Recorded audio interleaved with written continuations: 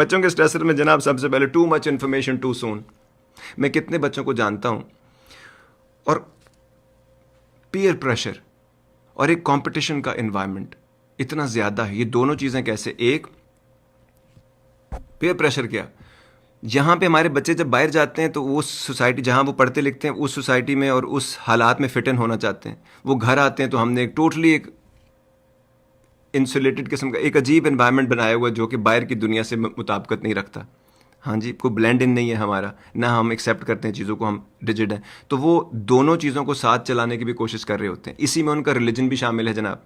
वो रिलीजन को जब देखते हैं और उनको बहुत प्रेशर आ जाता है कि जी ये फिट इन नहीं कर पा रहा, जो आप चीज़ें 3-4 मना करते हैं वही तो 3-4 चीज़ें जो यूथ में है और सारी चीज़ें, तो वो उसको भी आपस में समझ नहीं पा रहे होते। और ऊपर से कल्चरल की चीज़ों को उनका भी ये बड़ा प्रेशर है। अब too much information too soon भी है, क्योंकि उनको दुनिया में बदलते हुए चीज़ों की, और उनके जो 17, 18 और 20-20 साल के लोग जब मिलियनेयर होना शुरू हो गए हैं तो वो कंपटीशन इतना ज़्यादा बढ़ गया है कि वो दो चीज़ें हो रही हैं। एक जो कंपेरेटिव है वो कट थ्रोट हो गए, और दूसरे इतने कंपटीशन को देख के डर के दुबक गए हैं।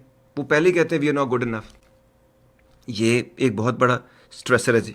उसके बाद हाइपर वायलेंट वीडियो गेम्स, जो जो हर बच्चा और आजकल बड़े भी साथ उनके वीडियो गेम्स खेल रहे हैं। उसके बाद पोर्नोग्राफी। ये सारी चीज़ें ऐसे नहीं थी पहले, इतनी बहुतात थोड़ी थी चीज़ों की अबंडेंस में कि हर चीज़ हर जगह आपको मिल रही है in the comfort of your room. वो भी आप उसको भी एक वो डील कर रहे हैं। उसके अलावा availability and acceptance as a part of growing up in this society, और ड्रग्स वो भी डील कर रहे हैं लोग, उनके इर्द गिर्द लोग कर रहे हैं, और वो समझ रहे हैं कि ये नॉर्मल बंदा कर रहा है, लेकिन वो हमारे कल्चर में, हमारी सोच के हिसाब से वो एक उनके ऊपर बहुत बड़ा इशू है। दूसरा, वो आइसोलेटेड हैं, ज़्यादातर अपने कमरों में या अपने आईपैड्स पे रहते हैं, लेकिन एट द सेम टाइम इस लिमिटेड विजन के साथ वो दुनिया से सोशल मीडिया पे साथ कम्युनिकेट भी कर रहे हैं। उसके अलावा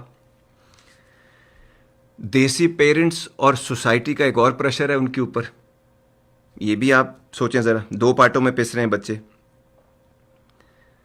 और एक और एटीट्यूड है फिर जो इन तमाम चीज़ों से जो हमें सबसे ज़्यादा तकलीफ दे रहा होता है पेरेंट्स को, और वो है जनाब के पहले था ना, can I have it, can we afford it, can I get this after I do this, और I prove this to you.